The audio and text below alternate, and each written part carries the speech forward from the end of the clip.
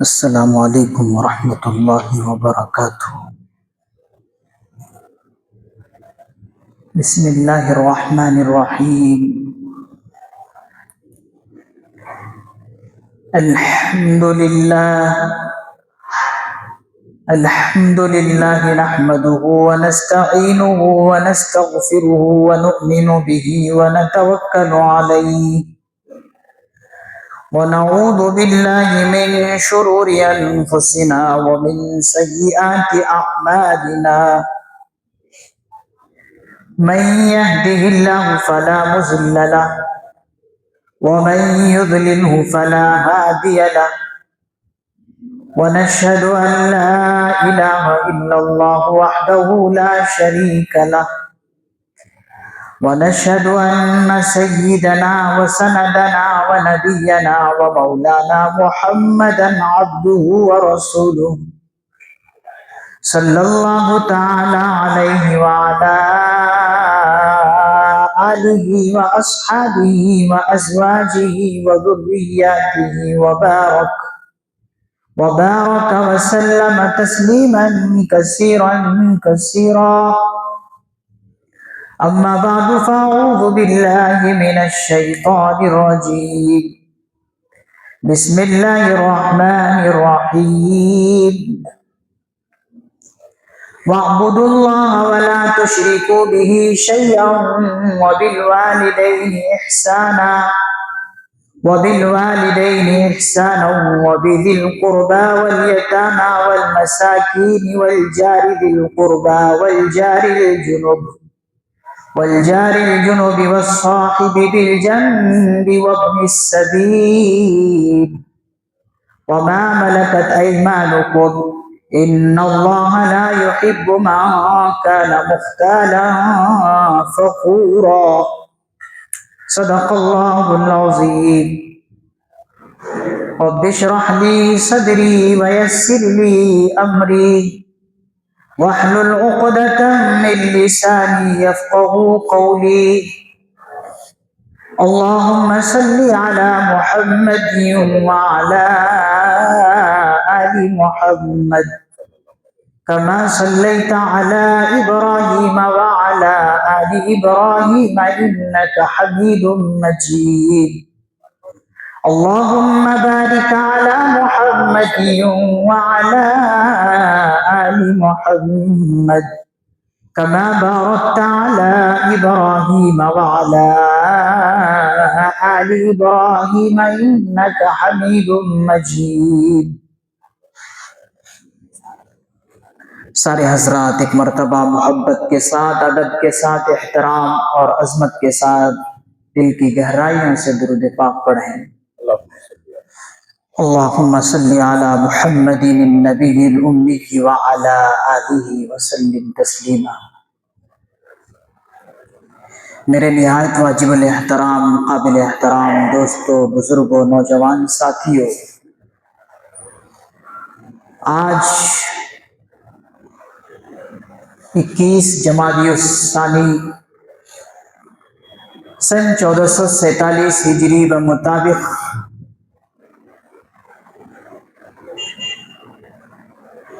12 دسمبر 2025 عیسوی کا عظیم الشان اور مبارک دن جمعۃ المبارک کا دن ہے۔ اللہ تعالیٰ سے دعا ہے کہ اللہ تعالیٰ ہماری اس جمعے کی حاضری کو قبول فرمائے اور جمعے کی رحمتوں سے اور برکتوں سے ہم سبوں کو مالا مال فرمائے۔ عزیزوں، دوستوں، بزرگوں، آج جس عنوان پر، جس موضوع پر، جس ٹاپک پر گفتگو کرنے جا رہا ہوں وہ ہے پڑوسی کے حقوق۔ اللہ تعالیٰ سے دعا ہے کہ اللہ تعالیٰ مجھے اس عنوان کے تحت قرآن و حدیث کی روشنی میں شرح صدر کے ساتھ بات کرنے کی توفیق عطا فرمائے اور ہم سبوں کو اس پر عمل کرنے کی توفیق عطا فرمائے۔ میرے دوستوں، بزرگوں،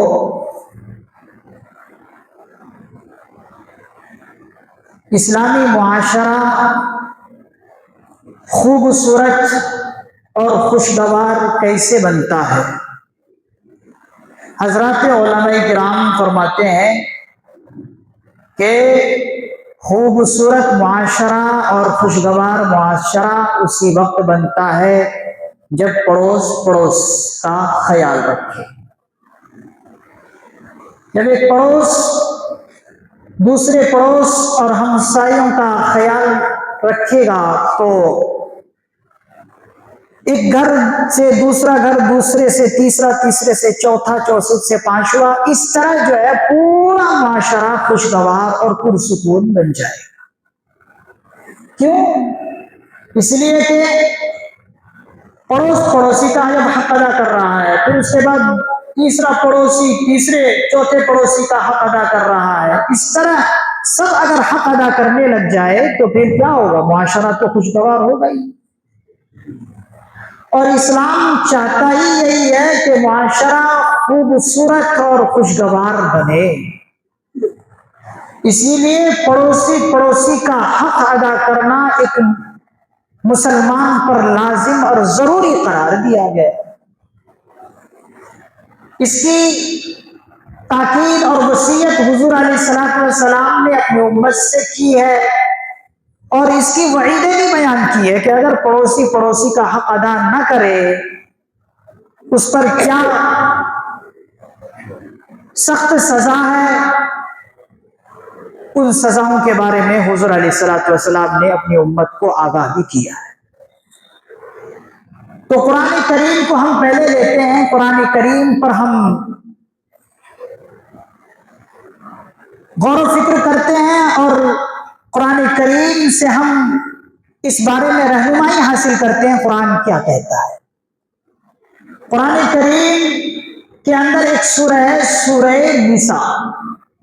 سورہ نساء کی آیت نمبر 36 میں ہے وَاعْبُدُوا اللَّهَ وَلَا تُشْرِكُوا بِهِ شَيْئًا، کہ اللہ کی عبادت کرو اور اس کے ساتھ کسی کو شریک مت ٹھہراؤ. وَاعْبُدُوا اللَّهَ وَلَا تُشْرِكُوا بِهِ شَيْئًا وَبِالْوَالِدَيْنِ إِحْسَانًا، اور والدین کے ساتھ حسن سلوک کا معاملہ کرو، والدین کے ساتھ اچھائی کا معاملہ کرو، والدین کے ساتھ خوشگواری کے ساتھ پیش آؤ، والدین کے ساتھ محبت سے پیش آؤ، والدین کو عبادت کی نظر سے دیکھو، والدین کے ساتھ شفقت کا معاملہ کرو، والدین سے محبت ایسی کرو کہ ماں باپ دل سے دعا دینے پر مجبور ہو جائے. دیکھیے جب اولاد ماں باپ کی خدمت کرتی ہے تو پھر اولاد کو کہنے کی ضرورت نہیں پڑتی ہے کہ ماں میرے لیے دعا کر، ابا میرے لیے دعا کر. اگر آپ اور میں اپنے والدین کے ساتھ خوش دلی سے پیش آئیں، شفقت کے ساتھ، محبت کے ساتھ اور عبادت سمجھ کر، اور اس ایسے ماں باپ کو دولت سمجھ کر پیش آئیں تو پھر ماں باپ خود بخود دل سے دعا دیتے ہیں. پھر کتنی ہی بڑی پریشانی کیوں نہ ہو انشاءاللہ دور ہو جاتی ہے. آج جو نوجوان اور اسی طریقے سے 40 سال 50 سال کی عمر والے در در کی ٹھوکریں کھاتے ہیں، کسی حضرت کے پاس جاتے ہیں، کسی تعویذ گنڈوں کے پاس جاتے ہیں، کوئی کسی کے پاس جاتا اور کہتا میرا کام یہ رکا ہوا ہے. ارے بابا تو خود سوچ کہ کرنے دھرنے والی ذات جب اللہ کی ہے تو اگر کوئی پریشانی اور مصیبت کو دور کرنے والی ذات ہے تو وہ اللہ ہے. اپنا عقیدہ کیوں خراب کر رہا ہے؟ ان عاملوں کے پیچھے جن کا پیٹ صرف انہی چیزوں میں بھرتا ہے، ان کے پاس جا کر اپنا عقیدہ کیوں خراب کرتے ہو؟ ایمان جیسی عظیم دولت کو کیوں کھوتے ہو؟ اللہ پر نظر رکھو، اور اللہ نے جو حکم دیا ماں باپ کے تعلق سے وبالوالدین احسانا، ان کے ساتھ شفقت کے ساتھ حسن سلوک کے ساتھ پیش آؤ. تو کیا فرمایا آگے؟ وَاعْبُدُوا اللَّهَ وَلَا تُشْرِكُوا بِهِ شَيْئًا وَبِالْوَالِدَيْنِ إِحْسَانًا وَبِذِي الْقُرْبَى، والدین کے ساتھ بھی اچھائی کے ساتھ پیش آؤ، اور قریبی رشتہ دار جو ہے ان سے بھی اچھائی کے ساتھ پیش آؤ، وَبِذِي الْقُرْبَى وَالْيَتَامَى، اور یتیموں کے ساتھ بھی اچھائی سے پیش آؤ، وَبِذِي الْقُرْبَى وَالْيَتَامَى وَالْمَسَاكِينِ، اور مسکینوں کے ساتھ بھی اچھائی کے ساتھ پیش آؤ، وَبِذِي الْقُرْبَى وَالْيَتَامَى وَالْمَسَاكِينِ وَالْجَارِ ذِي الْقُرْبَى وَالْجَارِ الْجُنُبِ وَالْجَارِ ذِي الْقُرْبَى، قریبی رشتہ داروں کے ساتھ بھی اچھائی کے ساتھ پیش آؤ اور دور کے رشتہ داروں کے ساتھ بھی اچھائی کے ساتھ پیش آؤ، وَبِذِي الْقُرْبَى وَالْيَتَامَى وَالْمَسَاكِينِ وَالْجَارِ ذِي الْقُرْبَى وَالْجَارِ الْجُنُبِ وَالصَّاحِبِ بِالْجَنبِ، قریبی رشتہ داروں کے ساتھ بھی اچھائی کے ساتھ معاملہ کرو، دور والے رشتوں کے ساتھ بھی بہترین برتاؤ کرو، اور اسی طریقے سے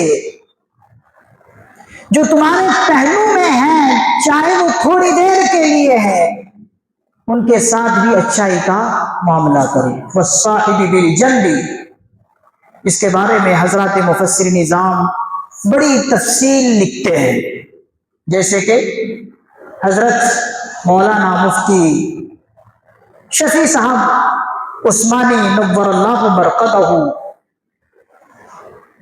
والصاحب بالجنب کے بارے میں فرماتے ہیں کہ تھوڑی دیر کا ساتھی ہی کیوں نہ ہو ان کے ساتھ بہترین اخلاق کے ساتھ پیش آؤ، تھوڑی دیر کا ہی ساتھی کیوں نہ ہو، اس کے لیے فرماتے ہیں کہ وہ سفر کا مسافر بھی ہو سکتا ہے، کیا ریل گاڑی جہاز بس کے مسافر بھی اگر ہے چاہے تھوڑی دیر کا ہی ساتھی ہے، یہاں تک کہ فرماتے کہ مجلس کا بھی اگر کوئی ساتھی تمہارے پاس بیٹھا ہوا ہے تو ان کے ساتھ اچھائی کا برتاؤ کرو، ان کو جگہ دو، ان کو اپنے بازو میں بٹھاؤ، اگر جگہ نہیں ہے حضرات علماء کرام فرماتے ہیں اپنی جگہ سے تھوڑی گھسک جاؤ، تھوڑی ہٹ جا کر کہو کہ آپ تشریف رکھیے، وہ خود کہے گا نہیں آپ تشریف رکھیے، یہ کیا ہے؟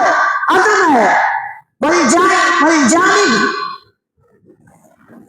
والصاحب بالجنب، تھوڑی دیر کا ساتھی ہی کیوں نہ ہو ان کے ساتھ بھی بہترین اخلاق سے پیش آنا ہے، اور ساتھ ہی ساتھ وما ملکت ایمانکم، جو تمہارے غلام اور باندی ہے ان کے ساتھ بھی بہترین اخلاق سے پیش آؤ، وما ملکت ایمانکم ان اللہ لا يحب من کان مختالا فخورا، اللہ تبارک و تعالی اترانے والے شیخی بھگارنے والے کو پسند نہیں کرتے، جو اتراتا ہے جو فخر اور غرور کرتا ہے ان کو اللہ تعالیٰ کیا کرتے ہیں؟ پسند نہیں کرتے۔ یہ قرآن کریم ہماری رہنمائی کرتا ہے کہ آپ کے پڑوس میں جو ساتھی ہے، آپ کے پڑوس میں جو گھر ہے، آپ اس گھر کا خیال رکھو، آپ دیکھو کہ میں پیٹ بھر کر کھا رہا ہوں تو میرا بازو والا پیٹ بھر کر کھا رہا ہے یا نہیں کھا رہا ہے، بھوکا ہے یا کھایا ہوا ہے، آپ اسے معلوم کرو۔ حضور علیہ السلام نے فرمایا اگر خود پیٹ بھر کر کھا لیے اور جان بوجھ کر کے میرا پڑوس بھوکا ہے، رات گزر گئی، اللہ کے حبیب صلی اللہ علیہ وسلم فرماتے ہیں کہ اس کا ایمان کامل ہے ہی نہیں۔ جانتے بوجھتے آپ پیٹ بھر کر کھا رہے ہیں اور رات گزر رہی ہے اور آپ جان رہے کہ میرا پڑوس بھوکا ہے، آپ نے ان کو پوچھا تک نہیں، حضور نے فرمایا اس کو ایمان کا بھی مٹھاس بھی نہیں لگا ہے۔ آج ہم کیا کر رہے ہیں؟ خود پیٹ بھر کر کھا لیں گے، کچھ بچ جائے گا تو ہم اسے پھینک دیں گے لیکن پڑوس کو نہیں پوچھیں گے، یہی حالت ہے ہماری۔ اور کیا فرما رہے حضور علیہ الصلوۃ والسلام؟ حضور علیہ الصلوۃ والسلام بخاری شریف میں ارشاد فرماتے ہیں کہ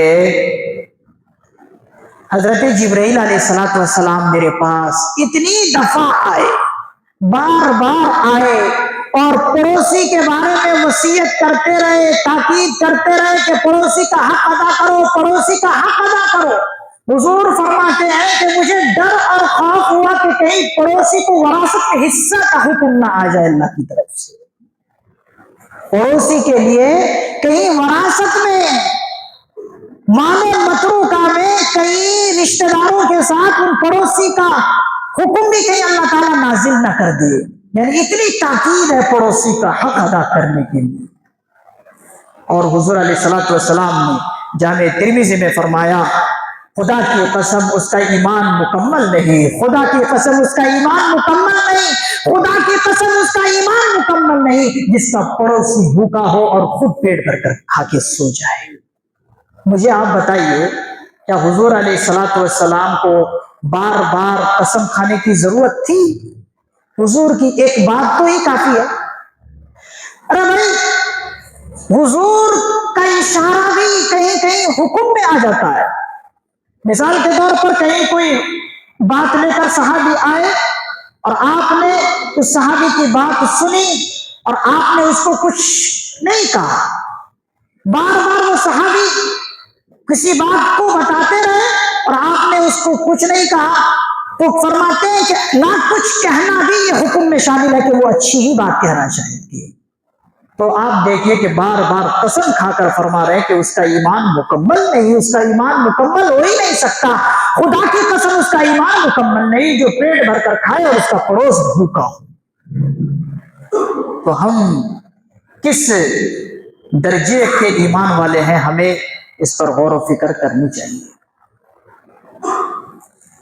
میرے عزیزو، اما عائشہ صدیقہ رضی اللہ عنہا کو حضور نے یہ تاکید کی تھی کہ دیکھو، اگر تمہارے پاس کچھ بھی ہو، تم کچھ نہ کچھ پڑوسی کو دیتی رہا کرو، اور اگر کچھ بھی نہ ہو، اگر بکری کا کھر ہی تمہارے گھر میں ہے اور کھر ہی دینے کے لائق ہو تو وہی ان کو پہنچا دو۔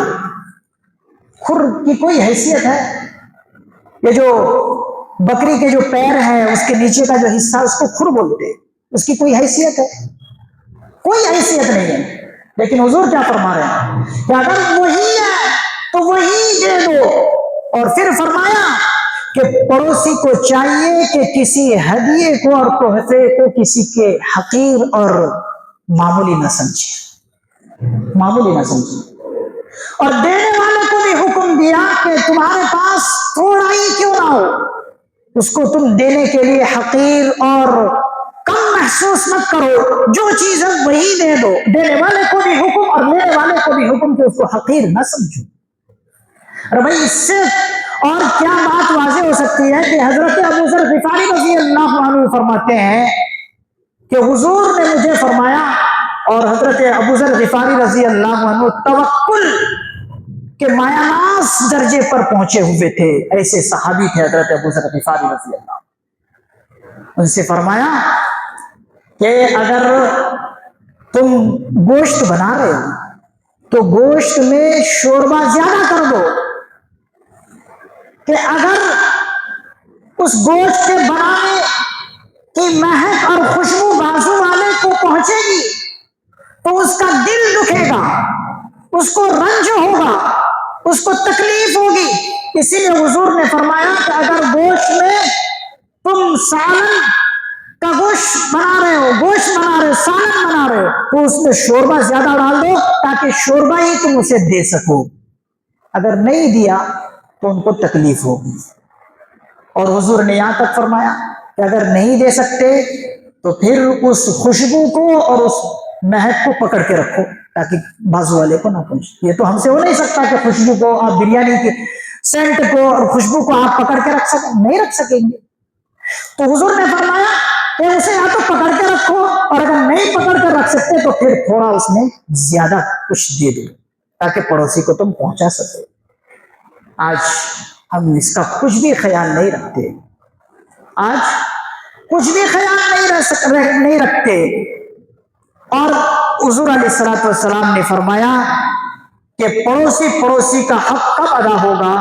جب ایک دوسرے آپس میں صدقہ اور ہدیہ کرنے کی عادت ڈالیں گے۔ عادت ڈالو، ایک دوسرے کو ہدیہ اور تحائف اور صدقہ دو۔ اس سے کیا ہوگا؟ اس سے محبتیں بڑھیں گی، اس سے پڑوس والا سمجھے گا کہ یہ اچھا آدمی ہے۔ اور ایک موقع پر تو حضور علیہ الصلوۃ والسلام سے ایک صحابی نے پوچھا کہ اللہ کے رسول صلی اللہ علیہ وسلم، میں عمل کرتا ہوں لیکن مجھے یہ معلوم نہیں ہو رہا ہے کہ میں عمل کے اعتبار سے اچھا کر رہا ہوں یا نہیں کر رہا ہوں۔ حضور علیہ الصلوۃ والسلام نے فرمایا اگر تیرا پڑوس یہ کہہ دے کہ یہ میرا پڑوسی اچھا ہے تو تم اپنے آپ کو بہتر سمجھو کہ ہاں تم بہتر ہو، اور اگر پڑوسی کہہ رہا ہے کہ یہ غلط ہے تو پوری دنیا مل کر کہے کہ یہ اچھا آدمی ہے، نہیں تم اچھا آدمی نہیں ہو، تم دنیا والوں کی نظر میں بھی اچھا نہیں ہو اور اللہ کی نظر میں بھی اچھا نہیں۔ اسی لیے تو پڑوسی کا حق بتایا کہ اگر پڑوسی بیمار ہے تو اس کی عیادت کرو، پڑوسی بیمار ہے تو اس کی عیادت کرو، مزاج پرسی جا کر کرو، اور اگر پڑوس انتقال ہو جائے تو ان کی جنازے میں شامل ہو جاؤ، اور اگر پڑوسی کو کوئی خوشی کی بات آئے تو ان کو مبارکباد جا کر کہو، یہ پڑوسی کا حق ہے۔ کوئی خوشی کی بات ان کے گھر میں آ رہی ہے، مثال کے طور پر کوئی بچہ پیدا ہوا، آپ کے لیے ضروری ہے کہ اپنے پڑوس میں جا کر مبارکبادی دو۔ ہم یہ بھی نہیں کرتے۔ تو میرے عزیزو، یہ ایمان کے کامل ہونے کی علامتیں ہیں۔ اگر ہم یہ سب کام کرتے ہیں تو سمجھا جائے گا کہ ہم پکے ایمان والے ہیں، اگر نہیں کام کرتے ہیں تو ہمیں ایمان کی مٹھاس ابھی میسر نہیں ہے، ایمان ہی ہمارا ناقص ہے۔ پہلے کے زمانے کے 2-3 واقعات آپ سماعت فرمائے کہ دیکھیں مسلمان پڑوسی کتنے قابل قدر ہوا کرتے تھے۔ حضرت عبداللہ ابن مبارک رحمت اللہ علیہ اپنے وقت کے بہت بڑے محدث گزرے، عبداللہ ابن مبارک رحمت اللہ بہت بڑے اللہ والے گزرے ہیں، بڑے اپنے وقت کے شیخ تھے، بڑے محدث تھے، اور مریدوں کی کوئی تعداد نہیں تھی، لاکھوں کا مجمع ان کے بیانوں میں ہوتا تھا اور لاکھوں لوگ ان کے مرید تھے۔ ان کے بارے میں آتا ہے کہ وہ جو تھے ان کے بازو میں ایک یہودی تھے، یہودی شخص کا گھر ان کے بازو میں تھا، تو یہودی کو خیال ہوا کہ میں اپنا مکان بیچ دیتا ہوں، تو خریدار آئے خریدنے کے لیے کہ تم مکان بیچ رہے ہو تو بتاؤ کیا ریٹ ہے۔ اس یہودی نے کہا کہ میرے مکان کا جو ریٹ ہے، قیمت ہے 2000 دینار ہے۔ بہت غور سے سننے کی بات ہے، توجہ کے ساتھ سنیں۔ تو یہودی نے کہا کہ 2000 دینار میرے مکان کا ہے۔ خریدار نے کہا کہ بھائی آپ کے مکان کے جیسے اور جو مکانات ہیں ان کی قیمت تو 1000 دینار ہے، اور آپ کیا بول رہے ہیں اپنے مکان کا جو ریٹ لگا رہے ہیں وہ 2000 دینار، یہ کیا بات ہوئی؟ تو یہودی نے خریدار سے کہا کہ بات اصل میں یہ ہے کہ میرے مکان کا جو ریٹ ہے، قیمت ہے، وہ تو 1000 دینار ہی ہے، لیکن میں 2000 دینار اس لیے لگا رہا ہوں کہ میرے پڑوس میں حضرت عبداللہ ابن مبارک ہے، 1000 دینار میں زائد اس لیے لگا رہا ہوں کہ یہ پڑوس میرا اچھا ہے، میرے اس پڑوس کا جو قیمت ہے وہ 1000 دینار ہے، تو اسی لیے میں 2000 دینار لگا رہا ہوں۔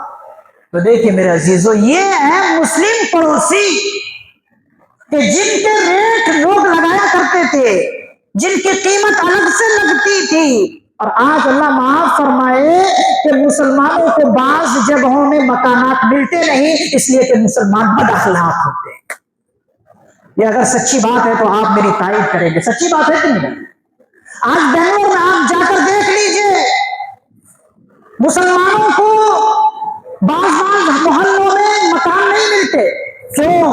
اس لیے کہ ہمارے غیر مسلم بھائی جانتے ہیں کہ مسلمان کے اخلاق اچھے نہیں ہیں، وہ آئیں گے تو ہمارے بچوں کے بھی اخلاق خراب کر کے چھوڑیں گے، اسی لیے بعض محلوں میں مسلمانوں کو مکان دیتے ہی۔ تو یہ ہے مسلمانوں کے آج گرے ہوئے اخلاق کہ مسلمانوں سے لوگ نفرت کرتے ہیں۔ اور وہ تھے حضرت عبداللہ ابن مبارک کہ ان کے پڑوسی ان کا 1000 دینار الگ سے قیمت لگا رہے ہیں مکان خریدنے والوں سے۔ تو یہ ہے مسلم پڑوسیوں کے اخلاق، جب اچھے ہوتے ہیں تو پھر وہی قیمت لگایا کرتے ہیں۔ اسی طریقے سے آپ دیکھیں پہلے زمانے میں ابھی ایک شیخ الاسلام حضرت مولانا مفتی تقی عثمانی صاحب دامت برکاتہم، سابق چیف جسٹس پاکستان، آج بھی وہ باحیات ہے۔ دعا ہے کہ اللہ تعالیٰ ان کو اللہ تعالیٰ صحت میں زندگی عطا فرمائے، ان کی عمر میں برکت عطا فرمائے۔ بہت بڑے اللہ والے، بہت بڑے اللہ والے۔ وہ حضرت مفتی شفیع عثمانی صاحب کے فرزند ہیں، جو معارف القرآن لکھنے والے ہیں، ان کے فرزند ہیں مفتی تقی عثمانی صاحب، بڑے اللہ والے ہیں، ہزاروں کتابیں ہیں۔ عرب کے شیخ ان کی کتابوں کو پڑھتے ہیں، عرب کے شیخ ان کی کتابوں سے اتنی دلچسپی رکھتے ہیں کہ بعض مرتبہ ان کی کتابیں وہاں سے منگاتے ہیں عرب والے، پاکستان سے۔ ان کا میں قصہ بیان کر رہا ہوں۔ وہ فرماتے ہیں کہ میں 1963 میں عرب گیا۔ عرب جانے کے بعد میں تھا تو میرے پاس ایک شخص آیا اور اس نے اپنا واقعہ خود بتایا کہ وہ جو شخص میرے پاس آیا تھا وہ ایک بازو کی دکان میں گیا کپڑا خریدنے کے لیے، بالکل آنکھوں دیکھا واقعہ ہے ان کا۔ کہتے ہیں کہ وہ شخص بازو والے دکان میں کپڑا خریدنے گیا تو جیسے ہی دکاندار کے پاس گیا تو پوچھا کہ بھائی مجھے کپڑا چاہیے 2 گز، آپ جو ہے مجھے کپڑا 2 گز کاٹ کر دیں۔ تو دکاندار نے کہا کہ بھائی آپ کو یہ کپڑا پسند ہے؟ انہوں نے کہا کہ ہاں مجھے پسند ہے۔ بہت تو پہلے کپڑے انہوں دکھائے دکاندار نے، اور خوش اخلاقی کے ساتھ دکھائے، یہ نہیں کہ تجھے لینا نہیں تو آیا کیوں؟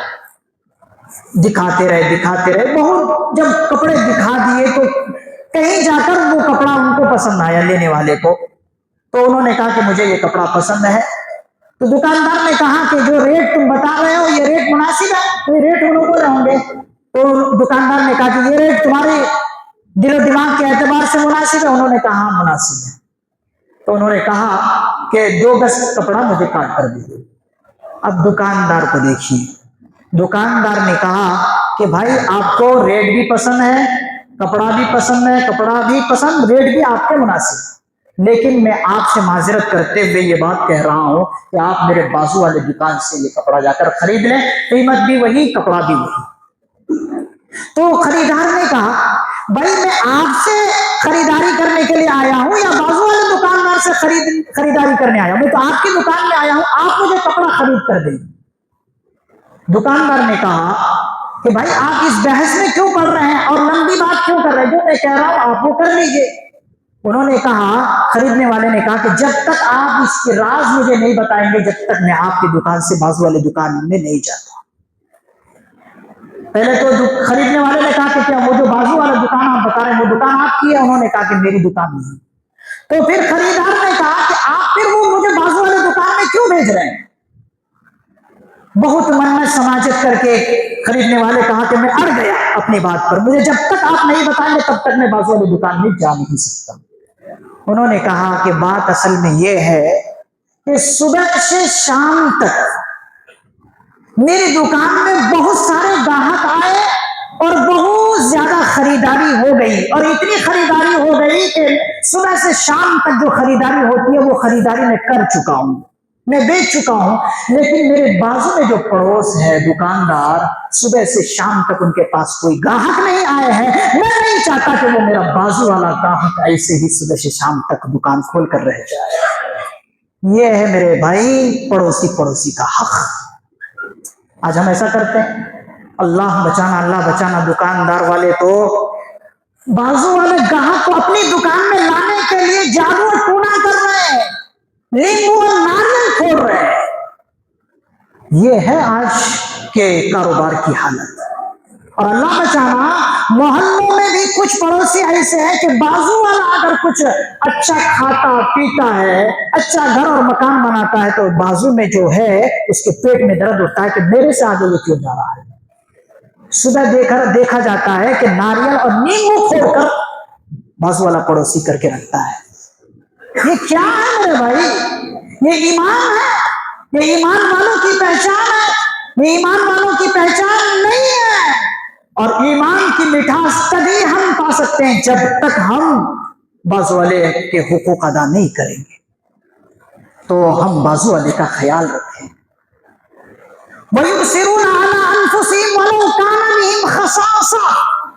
صحابہ کی یہ عادت تھی, یہ اخلاق ان کے تھے کہ اپنے آپ کو بھوکا رہ کر بازو والوں کو پیٹ بھر کر کھانا کھلاتے تھے. اپنا خود کپڑا نہ پہن کر اچھے سے اچھا کپڑا بازو والے کو کپڑا پہناتے تھے. اسی لیے ان کا نام آج چرچے میں ہے, قرآن کریم میں ہے, حدیثوں میں ہے, ان کا نام چرچے میں ہے. حضور علیہ الصلوۃ والسلام نے, ایک صحابی نے پوچھا کہ اللہ کے رسول صلی اللہ علیہ وسلم, ایک عورت ہے کہ دن بھر روزہ رکھتی ہے, خیر خیرات کرتی ہے, صدقات کرتی ہے اور نفلی عبادتیں پڑھتی ہے, لیکن اس کا پڑوس اس سے محفوظ نہیں ہے, تو بتائیے وہ دوزخی ہے یا جنتی؟ حضور علیہ السلام نے کیا فرمایا؟ وہ عورت دوزخی ہے, چاہے وہ دن بھر روزہ رکھے, نفلی عبادات کر لے, خیر خیرات کر لے, بازو والا اگر مجھ سے مامون اور مطمئن نہیں ہے تو وہ عورت دوزخی ہے, جنتی کہاں سے؟ بازو والا اس سے تکلیف میں ہو اور بازو والے کو وہ تکلیف پہنچائے اور یہ جنتی ہو جائے, ایسا نہیں. پھر حضور سے ایک صحابی نے اور پوچھا, ایک عورت ہے کہ نفلی نمازیں کم پڑھتی ہے, خیر خیرات صدقہ خیرات بہت کم کرتی ہے, عبادتیں بھی نفلی بہت کم کرتی ہے, لیکن بازو والی عورت یا بازو والے گھر اس سے خوش ہے, تو حضور نے فرمایا یہ عورت جنتی ہے, اس لیے کہ بازو کا خیال رکھتی ہے, پڑوسی کا خیال رکھتے ہیں, اسی لیے یہ جنتی ہے. میرے عزیزو, آج ہم صرف نام کے مسلمان ہیں, دعوے میں ہم مسلمان اپنے آپ کو کہتے ہیں, رجسٹروں میں ہمارا نام صرف مسلمان ہے, لیکن مسلمانوں کی صحیح پہچان ہمارے پاس نہیں. ضرورت ہے کہ ہم پکے مسلمان بنیں, ضرورت ہے کہ ہم پکے مسلمان بنیں, لیکن اللہ معاف فرمانا ہم ان تمام بھلی صفات سے محروم ہیں. یہ اچھی اچھی صفاتیں ہمارے اندر نہیں ہیں, اور جب تک یہ اچھی اچھی صفاتیں, اچھے اچھے اخلاق نہیں آئیں گے, ہم کامل طور پر مسلمان نہیں ہیں. ہمیں اپنے دل و دماغ میں یہ بات بٹھانی پڑے گی کہ ہم پڑوسی کا حق ادا کریں. تو دعا ہے کہ اللہ تعالیٰ ہمیں پڑوسیوں کے حقوق ادا کرنے کی توفیق عطا فرمائے, اور مثالی پڑوسی, آئیڈیل پڑوسی بننے کی ہمیں توفیق نصیب فرمائے. آخر دعوانا الحمدللہ رب العالمین. سنت و صفات.